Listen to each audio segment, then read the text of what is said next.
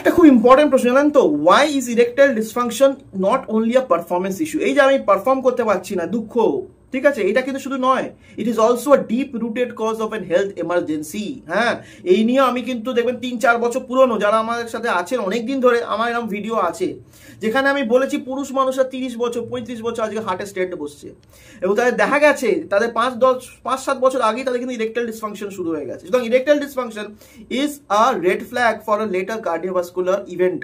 কি বললাম বুঝতে পারলেন?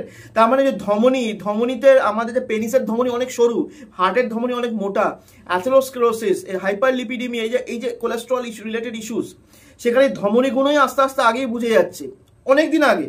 কারণ সরু তাড়াতাড়ি ক্লগ হয়ে আছে, এবং সেটা পরেই সেই পদ্ধতিটা যদি আপনি ঠিকঠাক ট্রিটমেন্ট না নেন, সে যে হতেই পারে আমার হয় না, এরকম যদি হয়ে থাকে পরবর্তীকালে কিন্তু আপনার হার্টেরও প্রবলেম আসতে পারে। সুতরাং don't neglect erectile dysfunction, it's not a performance issue, it is a bigger health threat.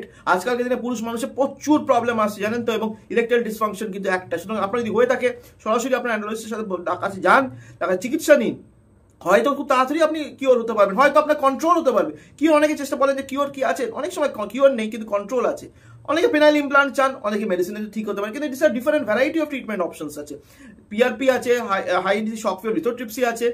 আপনার ডাক্তার বসে ডিসকাস করুন, ট্রিটমেন্ট নিন, ভালো হয়ে থাকবেন। কারণ খালি এক পারফরমেন্স ইস্যুই নয়, বেডে ইস্যুও নয়, আপনার পরবর্তীকালে আপনার হার্ট হেলথ, বোন health, liver health, all forms of health কিন্তু এফেক্ট করতে পারে।